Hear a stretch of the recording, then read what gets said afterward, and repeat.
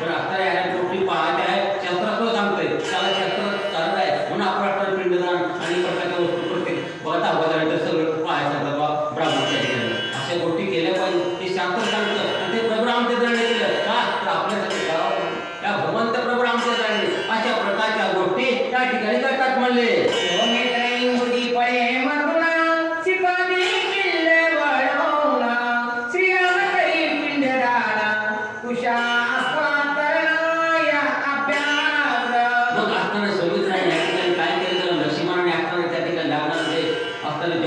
ज्याच्यापासून पिंड म्हणून ते फळ आणलं गेलं ते हाताने त्या ठिकाणी आणून दिलं.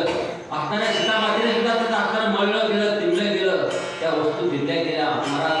आणि त्या ठिकाणी पिंड घेण्यात जाण्याचं या ठिकाणी काम त्या नर्मदा नदीच्या तीरावरती वशिष्ठ करून राम भगवंत प्रभू रामचंद्राकडून त्या ठिकाणी करून घेतात. म्हणजे कुशेवरती का म्हणतात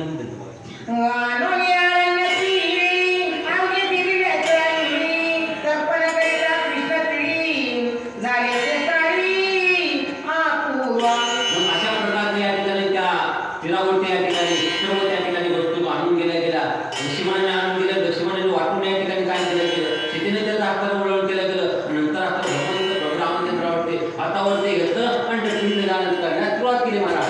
ब्रह्मादी भुवन सर्व ऋषी पितृ मानवा कायची उच्चरिता राघवा आती अपूर्वते ते आले. मग सर्वजण असताना भगवत जगाचा मालक असताना भगवंत प्रभू रामचंद्र पिंड दान करण्यामध्ये सगळे देव असताना या ठिकाणी ब्रह्मादी कार्य करताना देव बरोबर या ठिकाणी सर्वजण पाहू लागले. जगाचा मालक मग आपल्या पित्यासाठी काय करतो आणि आपण काय करतो याच्याकडे थोडा असं असताना भगवंत हे आपल्यासाठी केले महाराज. कोणाच्यासाठी ह्या रामायणाचा आपल्यासाठी महाराज सांगत असते हे रामायण आपल्यावरच आहे, बाहेर कुठे जात नाही. रामायण कसं जगावर कसं मारावर कसं राहावं हेच सांगतो, माझी काहीच सांगत नाही. कुठल्याच ग्रंथाचा इतका दिवस कधीच चालत नाही. रामायण श्रेष्ठ ग्रंथ वाटत असं नाही. हे आपल्याला कसं जगावं कसं मारावं त्यामुळे एकमेव ग्रंथ असतं रामायण.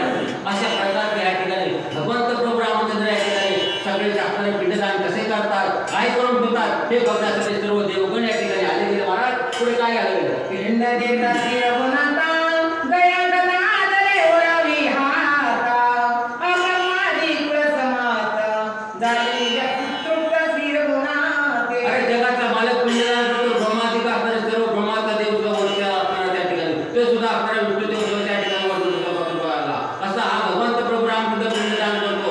असा असणारा त्या ठिकाणी पुत्राचा आत्मा शांत करतोय हे पाहण्यासाठी सर्व त्या ठिकाणी वरती गर्दी झाली गेली. अशा प्रकारचा भगवंत आपल्या वडिलांचं पिंडदान त्या ठिकाणी उशिरावरती करतोय महाराज.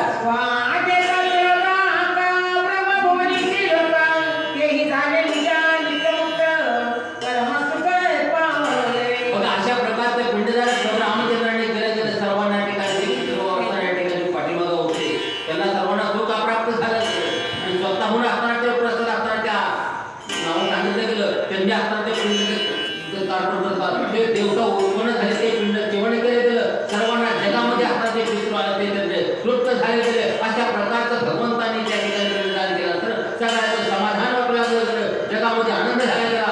भगवंत प्रभू रामचंद्र सर्वजण हाताने स्वतः होऊन त्या ठिकाणी खायला हात पुढे गेलं तर स्वतः मागू लागले बाबा. अशा प्रकारचं ते फळ आहे किंवा पिंडदान आहे ते खायसाठी सगळ्यांना उत्कंठ लागले. म्हणतात काय ते बोलवणी बोलता अदृश्य झाला गया गदा दारा वशिष्ठ केला ते जगारा काय पितर श्रीराम. जेव्हा आपण पिंड केलं तो गदा राहून सांगितलं गदा तो स्वतःहून तिथे आला गेला. ते पिंड त्यांनी स्वतःहून त्या ठिकाणी रामापुढे प्रसन्न केलं, सर्वांना समाधान वाटलं गेलं आणि स्वतः त्या ठिकाणी तो पुन्हा त्या ठिकाणी आपल्याकडे जाऊन गेला म्हणून त्या ग्रंथाकडे सांगितलं गेलं. श्रीरामे सुयात्मा रामा त्याची कर्मते परब्रह्मतेची उच्चारी जयाचे नाम विश्राम धाम पावे. मग असणारं जे त्याचं नाव घेईल बाबा प्रभू रामचंद्र जे असणारं शांती मिळेल असणारं नाम घेतलं जे असणारं जग असणारं पाहून होतं असं असणारं भगवंताच्या प्रभू रामचंद्राच्या हातून आपल्याला एवढं असणारं अन्न किंवा असणारं पिंडदान काय मिळवलं. सर्वांना त्या असणाऱ्या पित्रांना आनंद झाला गेला, आपला समाधान वाटलं गेलं. कधी न मिळणार आता आपल्या प्रकार म्हणून आपल्याला धन्य धन्य असणारा प्रभू रामचंद्र त्याच्या नावामध्ये असणारं त्या करता आहे मग असणार त्याच्या हातून आपल्याला एवढं आनंद काय होईल अशा प्रकारचं ते सर्व त्या ठिकाणी बोललं. जपता राम नामोक्ती चारी पुरुषात पाया लागती चारी युगी आंगण